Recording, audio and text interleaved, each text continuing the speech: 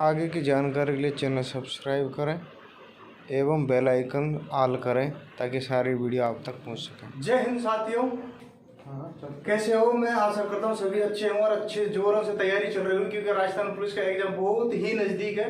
मैं आपके सामने लेकर हाजिर हूँ भारतीय संविधान का विकास का सेकंड पार्ट। इसके जो भी है अपने जो विकास के जो पार्ट थे, फर्स्ट भाग में आपके सामने लेकर आ चुका हूँ, जिसमें था ब्रिटिश ईस्ट इंडिया के अंतर्गत अधिनियम, जो कि 1773 से लेकर के 1853 तक का काल था। और यह है आपका 1858 से लेकर के 1947 यानी कि आजादी तक का पूरा मैटर, यानी भारतीय संविधान का विकास किस तरीके से हुआ, किस तौर तरीके हुआ था। तो ये सेकंड पार्ट में ब्रिटिश ताज के अंतर्गत पारित अधिनियम, यानी जो ब्रिटिश का ताज था उस टाइम में कौन कौन से एक्ट आए थे, किन एक्टों के माध्यम से भारतीय संविधान का विकास हुआ था, आज उनके बारे में आज बताने जा रहा हूं आपको। नंबर फर्स्ट आता है आपका भारत शासन अधिनियम 1858। भारत में जो शासन किए जा रहे थे उसके बारे में। 1857 की क्रांति के बाद 2 अगस्त 1858 को 1858 में अधिनियम लागू हुआ था, पारित हुआ था। इसके तहत 1857 की क्रांति के फलस्वरूप ब्रिटिश क्राउन ने भारत शासन कंपनी के हाथों में ले लिया था, यानी कि इसके अंतर्गत भारत शासन ब्रिटिश कंपनियों के शासन अधीन था। इस अधिनियम के तहत भारत की संवैधानिक व्यवस्था को काफी मोस्ट परिवर्तन क्यों हुए। 1858 के तहत भारतीय शासन के अधिनियम है, उसमें मोस्ट परिवर्तन हुए, यानी क्या क्या हुआ है उसके अंदर मैं आपको बता रहा हूँ। इस अधिनियम के द्वारा 1858 एक्ट के द्वारा शासन व्यवस्था को अच्छा बनाने के लिए इसका नाम भारत शासन अधिनियम पड़ा था। 1784 में जो द्वैध शासन व्यवस्था लागू हुई थी इसके तहत समाप्त कर दी गई थी, यानी 1858 जो अधिनियम लागू हुआ था उसमें 1857 में 1784 में जो द्वैध शासन लागू हुई थी, यानी इस द्वैध शासन प्रणाली 1784 में चालू थी, जो 1919 तक चली थी। यानी कब से? 1784 से लेकर 1919 द्वैध शासन व्यवस्था चली थी। कोर्ट ऑफ डायरेक्टरी तथा बोर्ड ऑफ कंट्रोल को समाप्त करके उनके अधिकार ब्रिटिश मंत्रिमंडल के एक सदस्य को सौंपे गए थे। जो ब्रिटिश मंत्रिमंडल के उस सदस्य को भारतीय राज्य सचिव कहा जाता था। क्या कहा जाता? भारत का राज्य सचिव।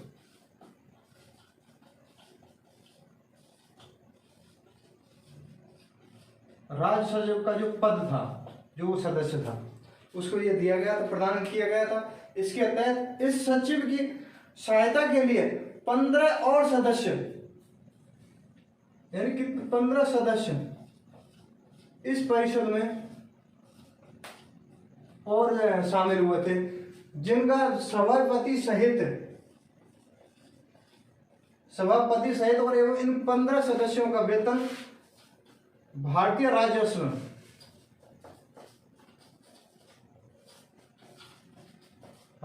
से वेतन दिया जाने लगा, यानी भारतीय खजाने से इनका वेतन दिया जाता था।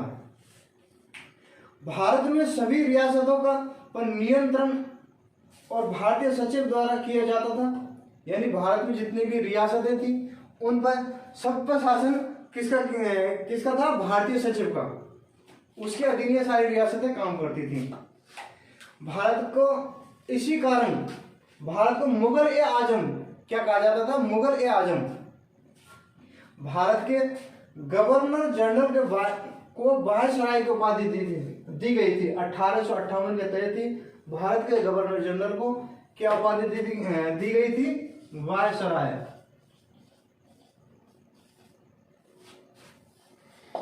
वायसराय की उपाधि दी गई थी। 1857 की भारत के गवर्नर जनरल को वायसराय की उपाधि दी गई थी। दूसरी चीज, उस टाइम भारत के वायसराय कौन थे? लॉर्ड कैनिंग, भारत के वायसराय। इसी अधिनियम को एक दयालु अधिनियम भी कहा जाता है। इसका रीजन क्या है? जो 1857 में जो क्रांतिकारी लोग थे, जो गिरफ्तार किए गए थे, उन सभी को इस भारतीय वायसराय के द्वारा उनको माफ करने का प्रस्ताव भी रखा गया था। इसी कारण इसको दयालु वायसराय कहा जाता है। इसी कारण है लॉर्ड कैनिंग को, क्योंकि इसी ने यह प्रस्ताव रखा था। दूसरी चीज, गवर्नर जनरल के द वायसराय ऑफ इंडिया को पद दिया गया था। द वायसराय ऑफ इंडिया,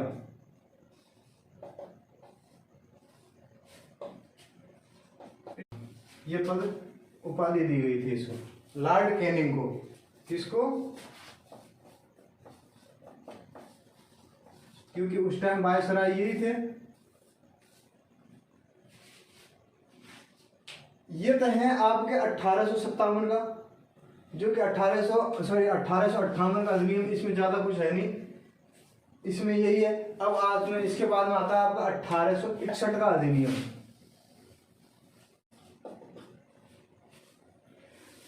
1800 शासन अधिनियम में इसको भारतीय परिषद अधिनियम भी कहा जाता है।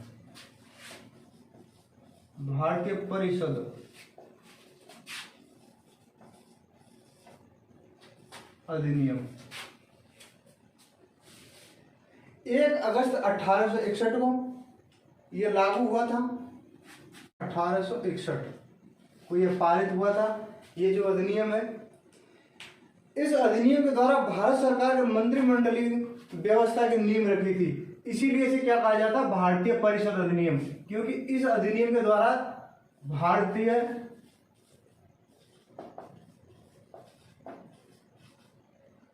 मंत्रिमंडल की नींव रखी थी।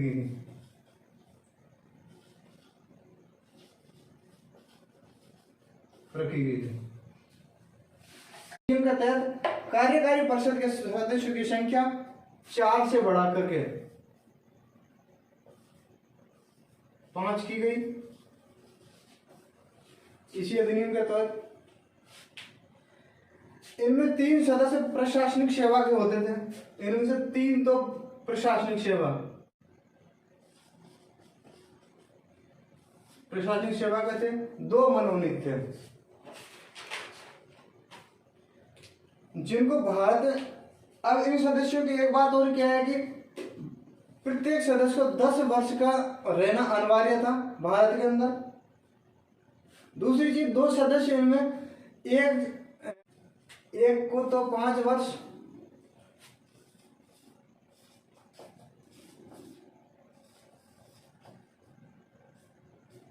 विधि की नॉलेज होनी जरूरी थी, यानी कानून का अनुभव जरूरी था। दूसरी चीज, वायसराय की विधान परिषद में न्यूनतम 6 और अत्यधिक कितने सदस्य मनोनीत थे? 12, यानी 6 कम से कम 6, अधिक से अधिक 12 सदस्य मनोनीत।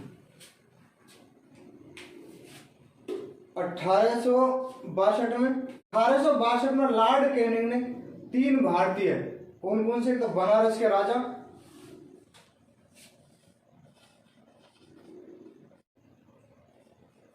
और तीसरा था दिनकर राव। कौन थे? दिनकर राव, जो जिनको विधान परिषद में मनोनीत किया था।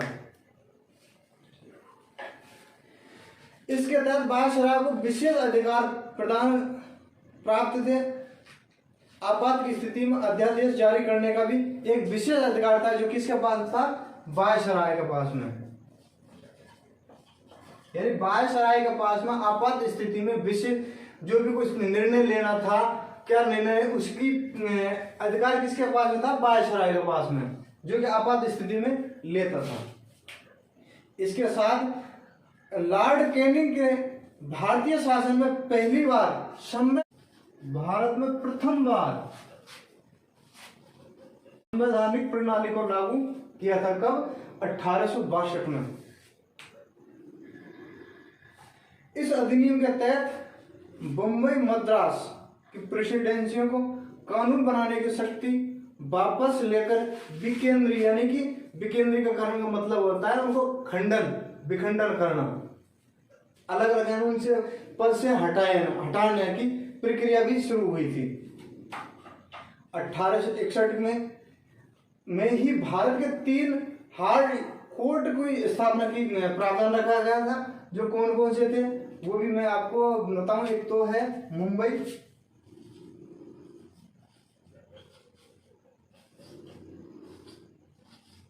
कलकत्ता और मद्रास। ये 3 हाई कोर्टों का प्रस्ताव भी रखा गया था। अब ये 1892 भारतीय परिषद अधिनियम, इसके अंतर्गत क्या हुआ क्या नहीं मैं बताता हूँ। 1857 की क्रांति के फलस्वरूप भारत में राष्ट्रीय एकता पनपी थी। यानी जो 1857 में क्रांति हुई थी उसके परिणाम स्वरूप भारत में राष्ट्रीय एकता हुई थी। यानी भारतीय राष्ट्रीय एकता के लिए एकजुट हुए थे लोग। 1885 में कांग्रेस की स्थापना की गई थी, जो कि इलवर्ट विवाद आदि घटनाओं के कारण 1852 में भारत परिषद अधिनियम पारित किया गया था अंग्रेजों ने। इलवर्ट बिल क्या है? इलवर्ट बिल के बारे में मतलब वायसराय के कानून सदस्य श्री सीपी इलवर्ट कौन थे? ये इलवर्ट बिल इनके ऊपर नाम पड़ा था, जो इन्होंने एक बिल पास किया था जो 1883 में पेश किया था। यह 1883 में इलवर्ट बिल पारित हुआ था। यह मुख्य रूप से अपराधियों के मामलों पर भारत के जजों द्वारा सुनवाई से संबंधित अंग्रेजों से इस बिल का विरोध किया गया था।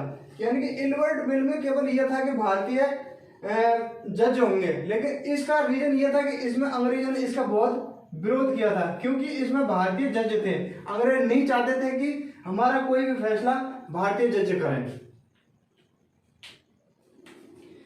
क्यों? दूसरी चीज, इसके अंतर्गत भारतीय सदस्यों को परिषद के वार्षिक बनावट पर बहस करने की सरकार ने प्रश्न पूछने के अधिकार दिए गए थे, लेकिन परिषद के अध्यक्ष को भारतीय सदस्य द्वारा किसी भी प्रश्न को स्वीकार या अस्वीकार करने का अधिकार था। यानी वो जो भी क्वेश्चन पूछ सकता है नहीं पूछ सकता, उसका अधिकार किसके पास था? भारतीयों के पास।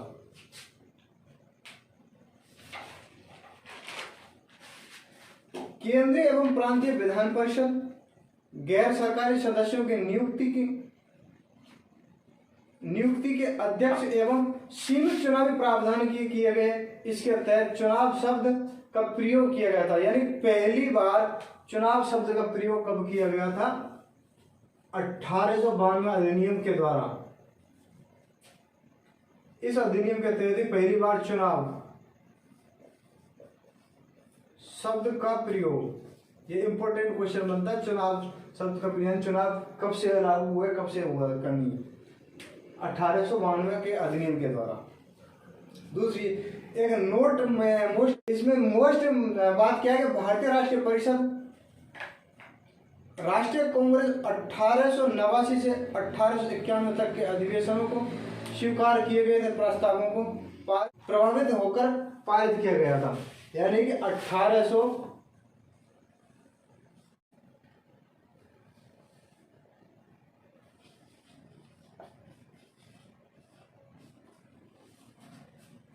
1851 तक की जितने भी अधिवेशन स्वीकार किए गए थे प्रस्तावों को प्रभावित होकर पारित किया गया था। जितने भी अधिवेशन थे। 16 फरवरी 1993 को भारतीय परिषद में पहला प्रश्न पूछा गया था। ये भारतीय परिषद के अंदर सबसे पहली बार जो प्रश्न पूछा गया था, कब पूछा गया था? 16 फरवरी 1993 में। यानी भारतीय परिषद में जो बैठक होती थी, जैसे कि अभी आपका अपना विधानसभा सत्र चल रहा है, इस तरीके से जो बैठक होती थी वो सत्र चलता था परिषद का। तो उसमें 16 फरवरी 1993 को फर्स्ट क्वेश्चन पूछा गया था। वार्षिक वित्तीय विवरण बजट को प्रथम बार जेम्स विल्सन द्वारा 18 फरवरी 1960 को प्रस्तुत किया गया था। 18 फरवरी 1960 को प्रस्तुत किया गया था।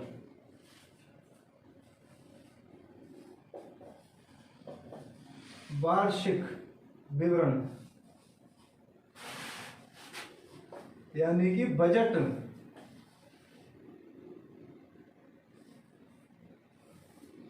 सर विल्सन के द्वारा प्रथम बार बजट पारित हुआ था, जो कब हुआ था? 18 फरवरी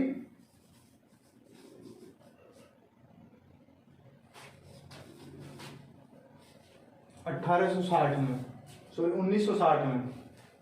18 कैसे लिख दिया? प्रथम बार जो बजट पेश हुआ था 18 फरवरी 1960 को हुआ था। यह है आपके 1892 का अधिनियम। अब आता है आपको भारतीय परिषद अधिनियम 1909। इसके अंतर्गत क्या हुआ मैं बताऊंगा आपको। इसको मार्ले मिंटो भी सुधार भी कहा जाता है। सुधार अधिनियम। इसके तहत परिषदों में उनके कार्य क्षेत्रों को अधिक विस्तार किया गया था। यानी परिषद के कार्य क्षेत्र थे, उनके अंतर्गत जो विस्तार हुआ था वो इसी अधिनियम के द्वारा हुआ था, 1909 के अधिनियम के द्वारा। केंद्रीय विधान परिषद में सरकारी सदस्यों व बहुमत की जो व्यवस्था रखी गई थी, प्रांतीय विधानसभा में गैर सरकारी सदस्यों की बहुमत व्यवस्था थी। सत्येंद्र प्रसाद सिन्हा वायसराय की कार्यकारिणी परिषद में नियुक्त होने वाले प्रथम भारतीय थे। सत्येंद्र सिन्हा साहब ये क्या थे? प्रथम भारतीय।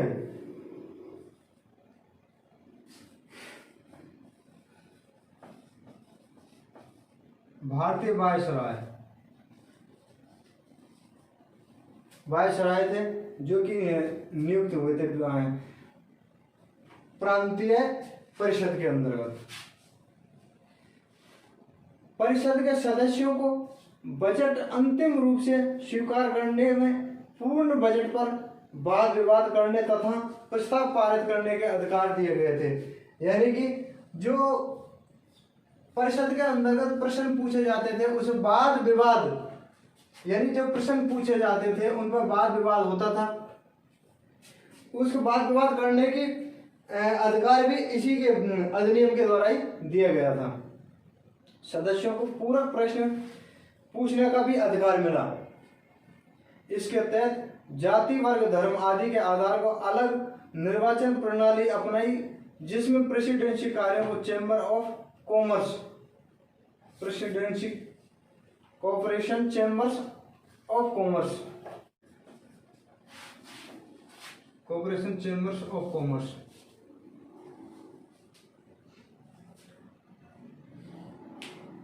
तथा जमींदारों को अलग प्रतिनिधित्व दिया गया था। यानी इसमें प्रतिनिधित्व जमींदार भी कर सकते थे, अलग से प्रतिनिधित्व दिया गया था इनको। पहली बार मुस्लिम वर्ग के भी अलग निर्वाचन की व्यवस्था की गई थी। 1909 के अंतर्गत ही प्रक्रिया रखी गई थी, निर्वाचन की व्यवस्था रखी गई थी 1909 के अंतर्गत ही। लॉर्ड मिंटो भारत के वायसराय तथा जॉर्ज मॉर इंग्लैंड के वायसराय राज्य सचिव थे। लॉर्ड मिंटो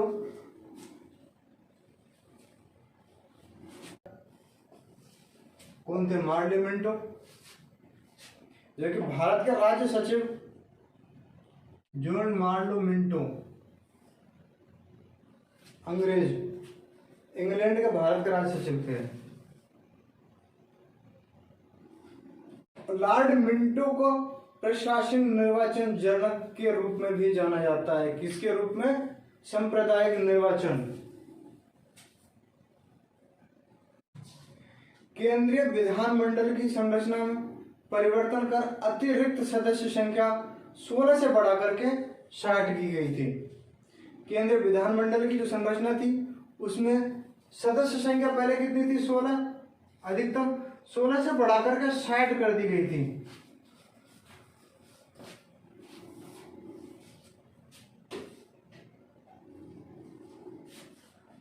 जिसको मैं आपको भी इस रिपोर्ट में केंद्रीय विधानमंडल की संरचना में परिवर्तन कर अतिरिक्त सदस्य 16 से बढ़ाकर 60 किए गए। जो किस तरीके से पदेन सदस्य थे 9, तो जो कि गवर्नर जनरल एवं मुख्य सेनापति तथा 7 कार्यकारी परिषद ये थे। 2 इसमें ये रहते, एक मुख्य सेनापति, एक गवर्नर जनरल, दूसरे 7 यानी 9। अतिरिक्त सदस्य कितने थे? जो कि 60 थे। गैर सरकारी थे 32 और सरकारी थी 32। ये गवर्नर द्वारा 27 सदस्य, गैर सरकारी थे गवर्नर द्वारा, सरकारी थे अपने 27 सदस्य पर निर्वाचित, यानी निर्वाचन मंडल द्वारा निर्वाचित किए जाते हैं, जो कि अप्रत्यक्ष निर्वाचन रीति के द्वारा। 5 थे मनोनीत, यह केंद्रीय विधानमंडल के सदस्य होते थे। विधान परिषद ये जो गठित हुई थी 1909 से 1920 तक कार्य करती रही।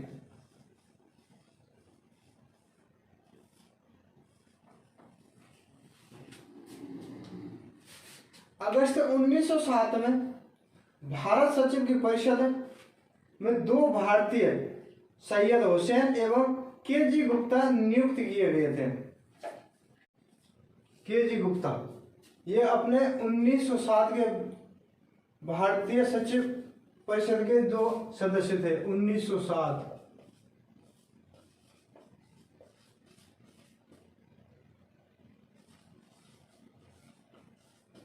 भारतीय परिषद के सचिव के रूप में 1907 में दोनों भारतीय चुने गए थे।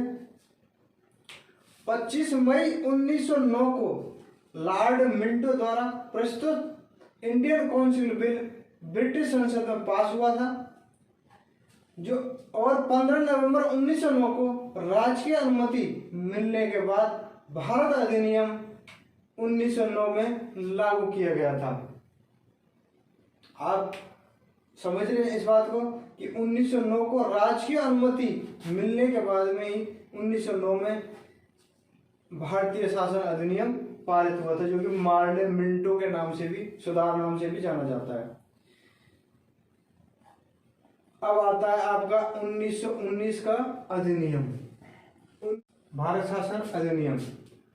मॉन्टेस्क्यू चेम्सफोर्ड सुधार भी कहा जाता है इसे। मॉन्टेस्क्यू चेम्सफोर्ड सुधार भी कहा जाता है। मॉन्टेस्क्यू भारत के राज्य सचिव एवं चेम्सफोर्ड भारत के वायसराय थे। मॉन्टेस्क्यू ये आपके वायसराय थे।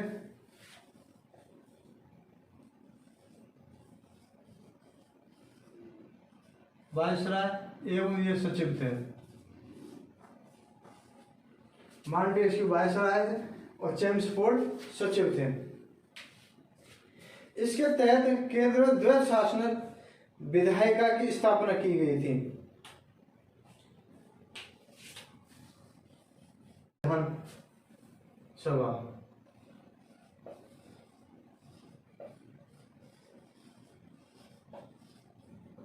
राज्य परिषद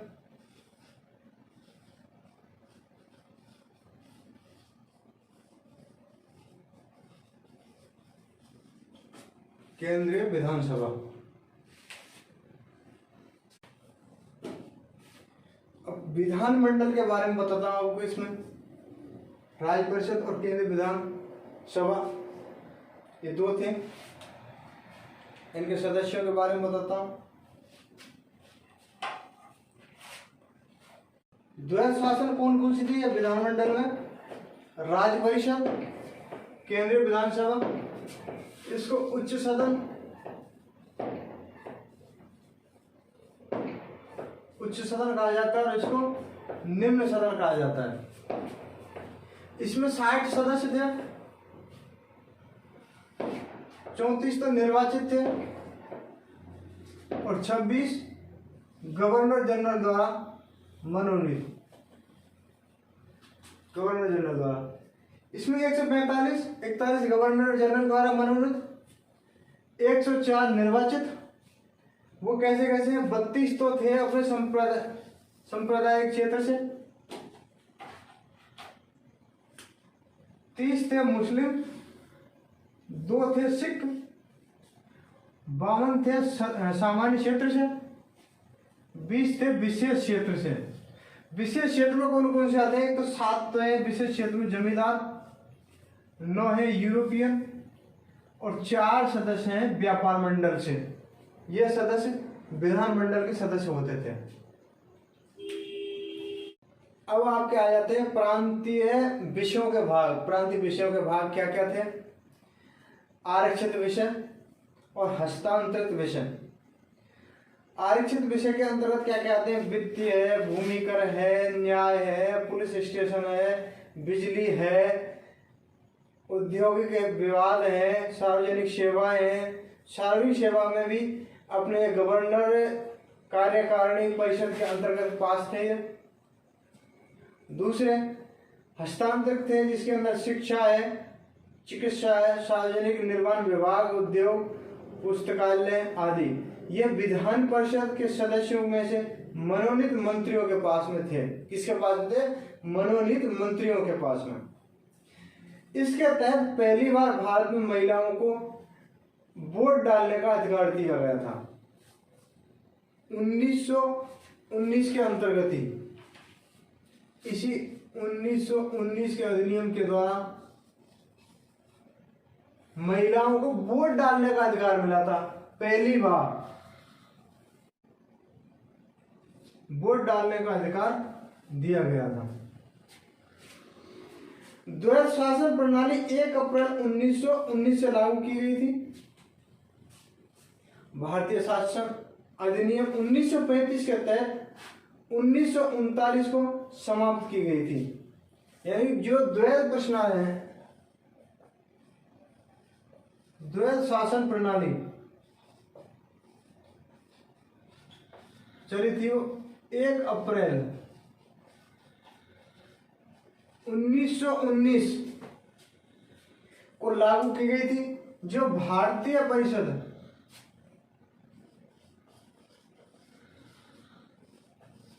अधिनियम 1935 को समाप्त की गई थी।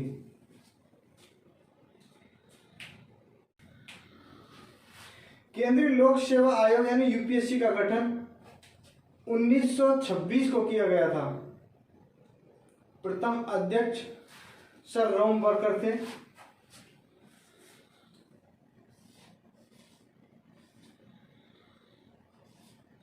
यूपीएससी का गठन 1926 को किया गया था।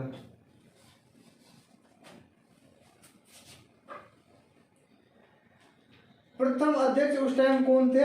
रोमबर्कर।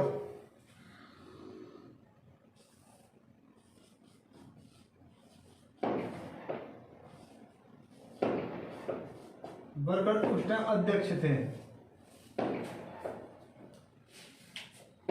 इस अधिनियम के तहत केंद्रीय बजट को राज्य बजट से अलग किया गया था। 1919 के अधिनियम के द्वारा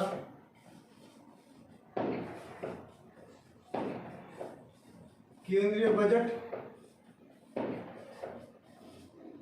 व राज्य बजट दोनों को अलग किया गया था।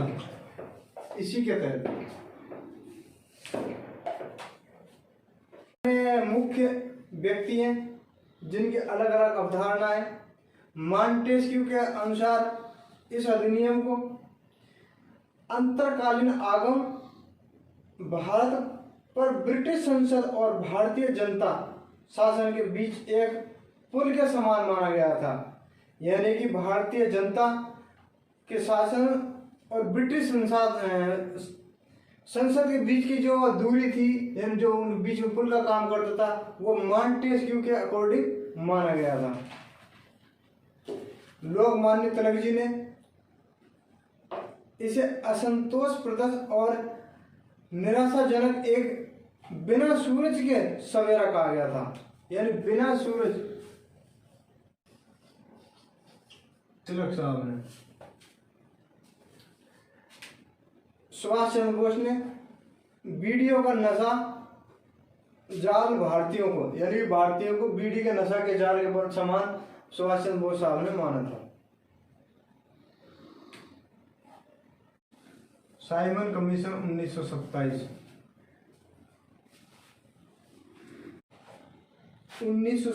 से 1928 के अंतर्गत इसे यह पारित हुआ था। इसको श्वेत आयोग भी कहा जाता है।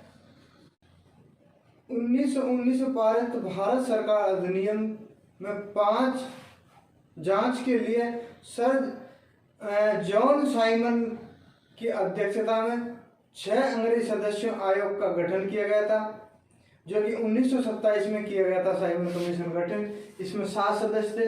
एक तो सर साइमन थे, सर जॉन साइमन, प्लस इसमें 6 सदस्य और अंग्रेजी थे, यानी कि भारतीय सदस्य इसमें एक भी नहीं था। इसी कारण इसको क्या कहा जाता है श्वेत आयोग, क्योंकि इसमें टोटल 7 के 7 सदस्य अंग्रेज थे, भारतीय कोई भी नहीं था। भारतीय राष्ट्रीय कांग्रेस के काल में जो विवरण दिया गया, विरोध किया गया था, सर जॉन साइमन जो इसके 7 सदस्य थे, मैं आपको नाम बता रहा हूँ। नंबर 1 सर जॉन साइमन, जो कि इसके अध्यक्ष थे, इनके नेतृत्व में हुआ था। नंबर 2 क्लीमेंट एटली, हेनरी लेवी लॉन्सन, एल्बर्ट कैगोन, मार्नन हार्गे स्टोक और लेन वॉक्स, और एक और थे लास्ट 7वें डोनाल्ड हवार्ड। यानी ये 7 सदस्य अंग्रेज थे, ना कि इंडियन थे। इसी कारण इस साइमन कमीशन को श्वेत आयोग भी कहा जाता है। तो वायसराय कौन थे? इरविन तो वायसराय थे और बर्केन इसके सचिव थे। 3 फरवरी 1928 को यह अधिनियम साइमन कमीशन 3 फरवरी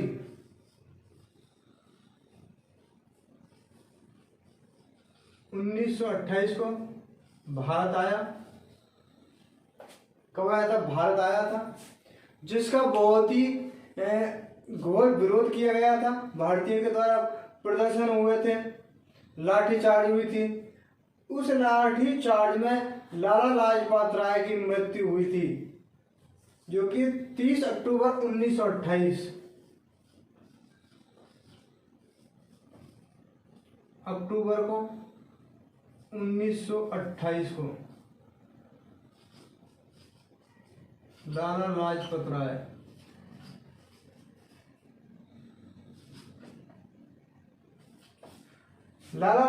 ने लाठी चार्ज के दौरान 30 अक्टूबर 1928 को मृत्यु हुई थी। लाला लाजपत राय जी ने कहा था, उस टाइम मरने से पहले क्या कहा था, मेरे ऊपर जो लाठियों के प्रहार किए गए हैं, वही एक दिन ब्रिटिश शासन की सब पेटी की कीलें साबित होंगी। यानी कि ब्रिटिश शासन को खत्म करने की जो मुख्य भूमिका रहेगी, वो ये लाठीचार्ज ही रहेगा।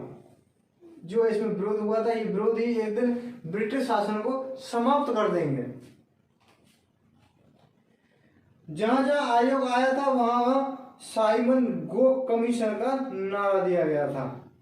1928 से लेकर 1929 के बीच कमीशन भारत में 2 बार भारत आया था। इसके तहत आयोग में 1930 को अपनी रिपोर्ट प्रस्तुत की गई थी। इसके सुझाव में सांप्रदायिक प्रतिनिधित्व की प्रणाली गलत थी। नंबर 2, द्वैध शासन का अंत होना था, जो कि इसके सुझाव दिया यानी द्वैध शासन का अंत चाहते थे। भारत में एकात्म की जगह संवैधानिक व्यवस्था विकसित की जानी चाहिए। मताधिकार एवं विधानमंडलों का विस्तार होना चाहिए। केंद्रीय विधानमंडल के लिए प्रांतीय विधानमंडलों का प्रत्यक्ष रूप से चुनाव होना चाहिए था। ये साइमन कमीशन जो 1930 को पारित हुआ था, उसके अंदर ये सुझाव रखे गए थे। अब आती है आपकी इसके बाद में नेहरू रिपोर्ट 1928 में लॉर्ड बर्केनहेड ने कहा था कि भारतीय संविधान बनाने में सक्षम नहीं है। उन्होंने कहा कि भारतीय लोग संविधान बनाने में सक्षम नहीं है। इस कारण डॉक्टर M.A. अंसारी की अध्यक्षता में पहली बैठक हुई थी, जिसके अध्यक्ष मोतीलाल नेहरू थे, सचिव जवाहरलाल नेहरू थे। कुल 11 सदस्य थे, जिसमें 3 कांग्रेसी, 2 मुस्लिम लीग, 3 उदारवादी पार्टी के, 1 अकाली दल का, 1 दलित वर्ग का, वे 2 हिंदू महासभा के थे।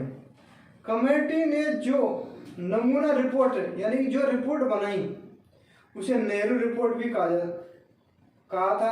नेहरू रिपोर्ट प्लस संविधान का ब्लूप्रिंट कहा गया था, जो कि 10 अगस्त 1928 को लखनऊ अधिवेशन में पेश हुआ था। कब हुआ था? 10 अगस्त 1928 को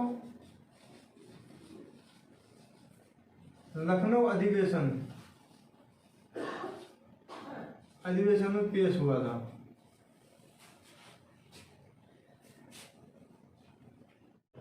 गोलमेज सम्मेलन 1930 से 1932।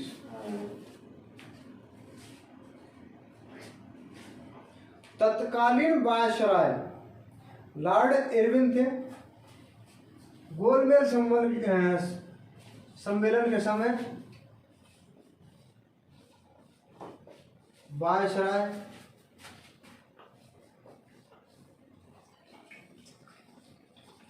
लॉर्ड इरविन थे। गोलमेज सम्मेलन 3 बार हुआ था। पहला गोलमेज सम्मेलन में यह 12 मार्च 1930 को हुआ था, जो सर जेम्स इसके अध्यक्ष थे।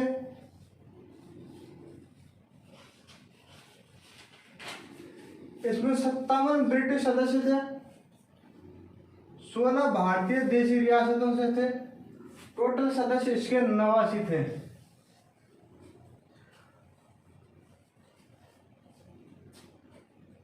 सोलह ब्रिटिश प्रमुख राजनीतिक संसद, यानी कि इसमें एक भी टोटल भारतीय थे। इसमें एक भी अंग्रेज नहीं था, जो प्रथम गोलमेज। दूसरा 7 सितंबर 1931 को लंदन में हुआ था। इसमें एकमात्र गांधी जी ने भाग लिया था, जो कि गांधी परिवार से थे, और 21 लोग टोटल इसमें थे। एनी बेसेंट और मदन मोहन मालवीय ये अपने व्यक्तिगत रूप से उस टाइम लंदन गए थे। तीसरा गोलमेज सम्मेलन 17 नवंबर 1932 को, इसमें टोटल 46 सदस्य थे।